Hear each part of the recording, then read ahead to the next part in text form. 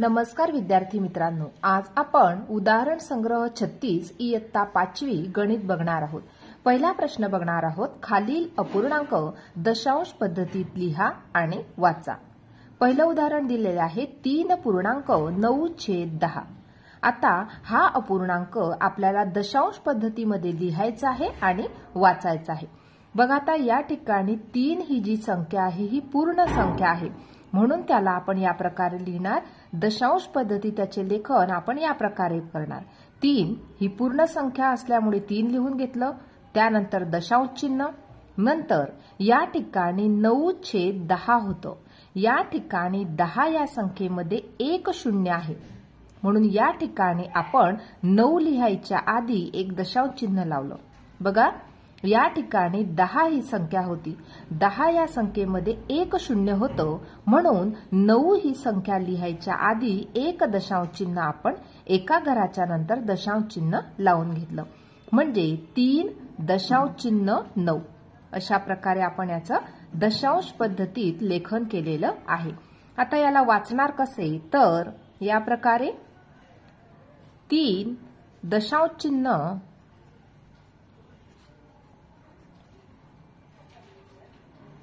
3.9 या प्रकारे आपण त्याचं वाचन करणार आहोत। पुढचं उदाहरण आहे 1.4/10।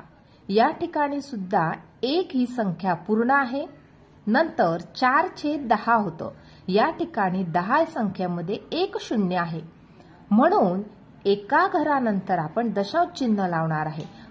म्हणजे या ठिकाणी 4 ही संख्या लिहून घेतली आणि 4 हा अंक सोडून, म्हणजे एक अंक सोडून आपण या ठिकाणी लावलं दशांश चिन्ह, म्हणजे 1.4।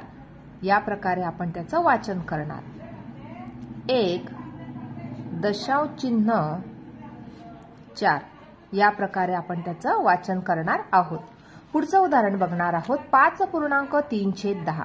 या ठिकाणी सुद्धा 5 ही संख्या पूर्ण संख्या आहे, म्हणून 5 लिहून घेतलं, नंतर 3/10 होतं। या ठिकाणी 10 या संख्येमध्ये एक शून्य आहे, म्हणून एका घराच्या नंतर आपल्याला दशांश चिन्ह लावायचे आहे। सुरुवातीला 3 हा अंक लिहून घेतला, नंतर एका घराच्या नंतर म्हणजे या ठिकाणी 3 हा अंक सोडून या ठिकाणी आपण दशांश चिन्ह लावून घेतलं। याचे वाचन कसे करणार, तर 5 दशांश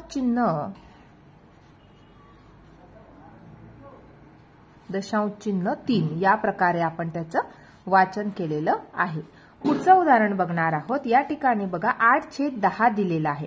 या ठिकाणी सुरुवातीची जी पूर्ण संख्या आहे ती दिलेली नाहीये, या ठिकाणी फक्त 8/10 दिलेला आहे, म्हणून 8 ही संख्या लिहून घेतली।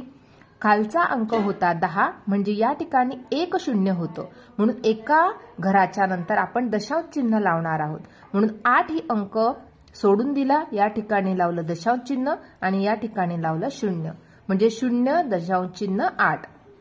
या प्रकारे आपण त्याचं वाचन करणार आहोत। 0.8 या प्रकारे आपण त्याचं वाचन केलेलं आहे।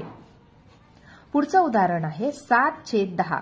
या ठिकाणी सुद्धा पूर्ण संख्या नाहीये, फक्त 7/10 दिलेला आहे। या अपूर्णांकाचं लेखन आपल्याला दशांश पद्धतीत करायचं आहे। सुरुवातीचा 7 हा अंक लिहून घेतला, नंतर या ठिकाणी खालची संख्या होती 10, या ठिकाणी असलेल्या शून्यांची संख्या आहे 1, म्हणून एका घराच्या नंतर आपल्याला लावायचं आहे दशांश चिन्ह, म्हणून 7 हा अंक सोडला, नंतर दशांश चिन्ह आणि या ठिकाणी लावलं 0। वाचन कसे करणार, तर 0.7 या प्रकारे आपण त्याचं वाचन केलेलं आहे। अशा प्रकारे या ठिकाणी दिलेला अपूर्णांक आपण दशांश पद्धतीत लिहिलेला आहे आणि त्याचं वाचन सुद्धा केलेलं आहे। अशा प्रकारे आज आपण उदाहरण संग्रह 36 पूर्णपणे सोडवून घेतला आहे। आजचा व्हिडिओ कसा वाटला ते नक्की कॉमेंट करून कळवा आणि व्हिडिओला लाईक, शेअर आणि सबस्क्राईब करायला विसरू नका मित्रांनो। धन्यवाद।